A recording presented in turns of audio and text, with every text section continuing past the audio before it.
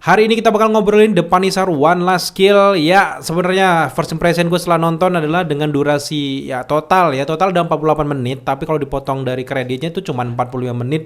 Jujur kurang sih sebenarnya, karena emang berasa nonton ini tuh kayak berasa serial di episode pertama gitu. Pembukaan cerita, pembukaan latar belakang masalah, development karakter awalnya mau dibangun seperti apa gitu. Tapi ya kepotong karena emang ini konsepnya adalah kayak film ya, dengan dengan durasi segitu menurut gue sebenarnya ya lagi-lagi kita sebagai orang yang suka dengan Punisher kurang sebenarnya. Tapi kalau teman-teman yang ngikutin, yang udah puas banget serialnya versi Netflix, terus juga bahkan mungkin ada yang ngikutin komiknya, sebenarnya ini kayak cuman sekedar penutupan manis saja dengan latar belakang Punisher terdahulu, yang terdahulu kalau dia itu kan bangkit gara-gara keluarganya terbunuh kan, dia ngebantai semuanya kayak gitu, dan itu semua sudah selesai.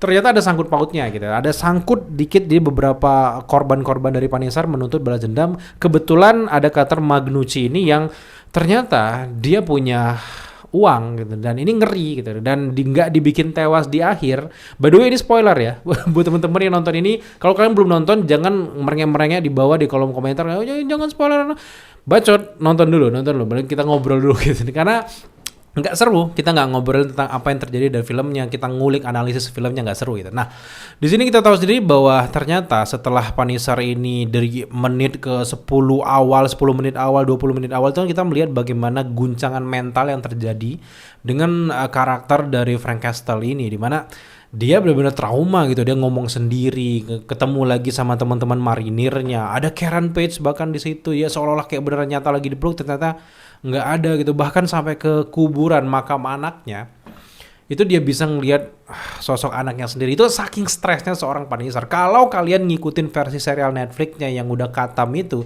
ini jadi sebuah sentuhan cerita yang kayak momentumnya kayak dapet gitu. Mana ini kayak benar-benar bisa diingat sepanjang masa, karena emang ini nggak terlalu dieksplor di versi Netflixnya gimana dia setelah melakukan balas dendam itu, karena kan dia ngamuk ini kan gara-gara keluarganya dibantai kan, makanya dia ngamuk kayak gitu. Dan ini penyelesaiannya hari-hari cerita setelah 10 tahun tersebut, kita melihat dia di dalam apartemennya sendirian, ngomong sendiri, bahkan kayak nyayat dadanya sendiri, terus dia hampir bunuh diri dan ngambil pistol di makamnya. Itu sebenarnya dalam guys, dapat itu. Kalau kalian nggak nonton serialnya emang nggak terlalu ngena sebenarnya ya, tapi tetap ya John Bernthal sebagai Punisher tetap memukau di sini sebagai Punisher, feel-nya dapat banget. Tinggal kalian sambungin aja dengan versi seriesnya ya, menurut gue itu dapat banget. Dan di sini benar-benar pencarian jati diri dari seorang Punisher. Di sini tuh ya namanya special presentation ya. Meskipun jujur gue nggak terlalu puas dengan cerita, harusnya lebih gong lagi gitu. Tapi ini pengantar cerita dari karakternya. Setelah ini tuh mau ngapain gitu. Salah satunya yang paling dekat adalah muncul di Spider-Man Brand New Day.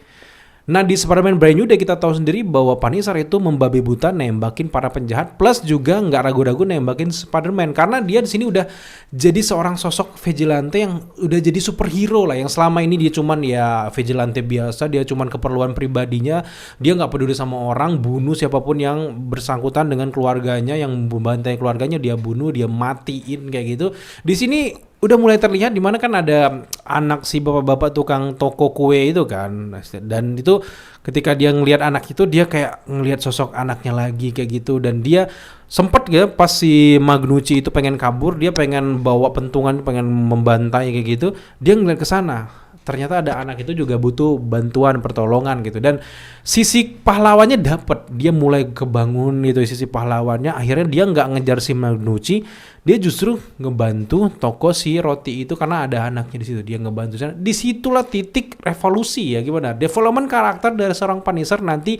Dia bakal jadi apa di masa depan MCU, karena masih panjang nih. John Bernthal kayaknya bakal jadi Frank Castle masih panjang di sini. Setelah di versi Spider-Man Brand New Day, dia mungkin bakal muncul di Daredevil season ketiga, mungkin ada seriesnya sendiri itu. Dan ini benar-benar peralihan yang sangat manis menurut gue, di mana Frank Castle yang trauma diperlihatkan sekilas di sini, hampir bunuh diri di makam. Kemudian juga dia mulai bangkit, dapat sisi superhero-nya ketika dia melihat orang yang dia pernah lihat, kenal kayak gitu, butuh bantuan, dia butuh bantuan. Dan akhirnya di ending cerita kita bisa melihat cuman persekian 35 detik kayaknya, cuman nggak nyampe 1 menit kita bisa melihat Punisher pakai kostumnya di siang hari, terang benderang, cerah, bolong.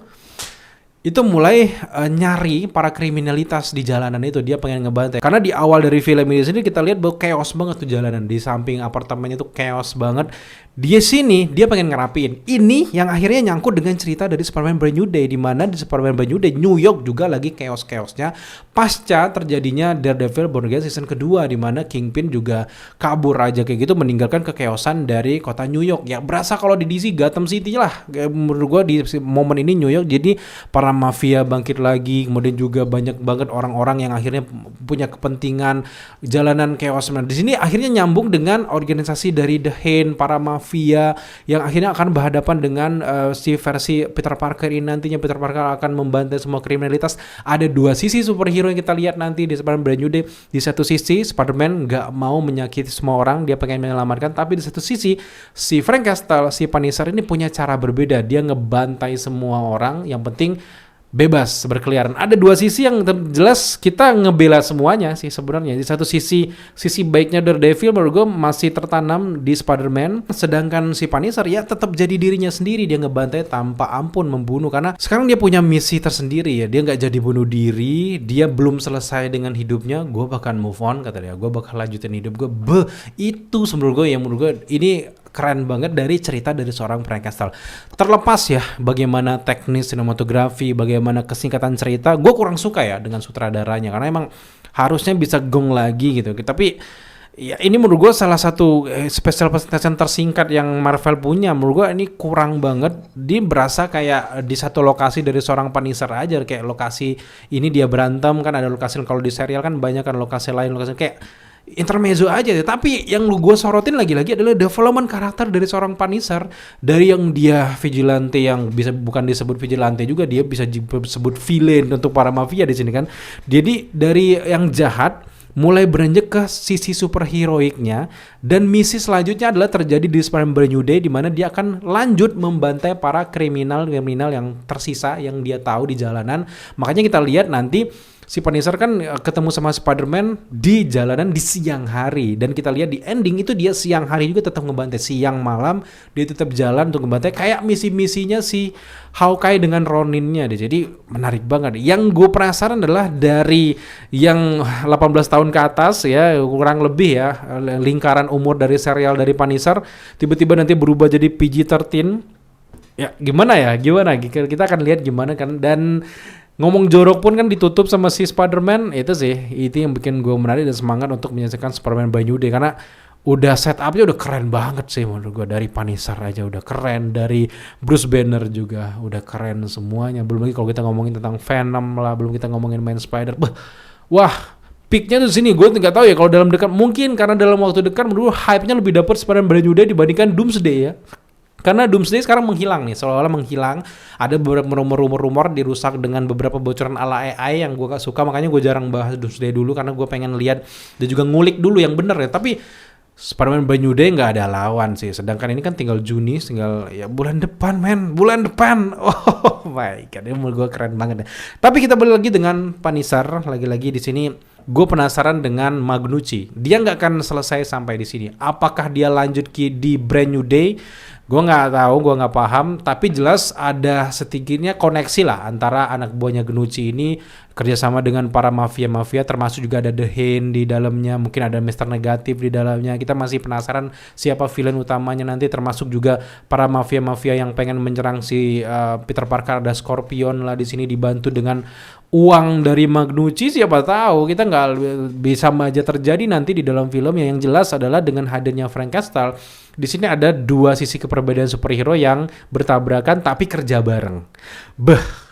Ini sih gue semangat dengan Superman Brand New Day-nya itu. Tapi gue nggak mengecualikan bahwa Punisher keren banget. Untuk scoring nggak ada yang bener-bener memorable di sini.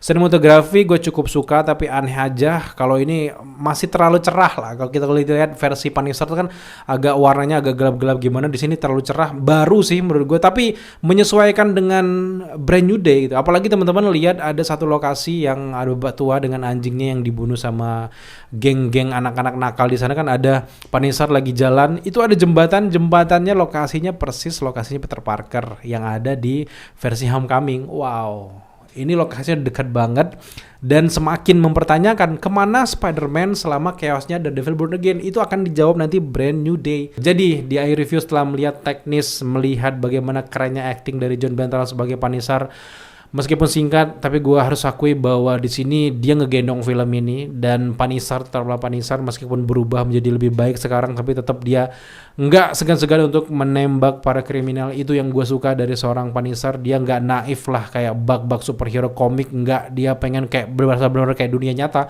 Gue suka dengan development karakter dari karakter satu ini. Jadi setelah melihat teknis, sinematografi, scoring dan sebagainya, gue memberikan skor untuk The Punisher One Last Kill ada di angka 7,5 dari 10. Kalau kalian udah nonton, berapa skor kalian? Silahkan tambahkan di kolom komentar di bawah. So, sampai jumpa di video review kita selanjutnya.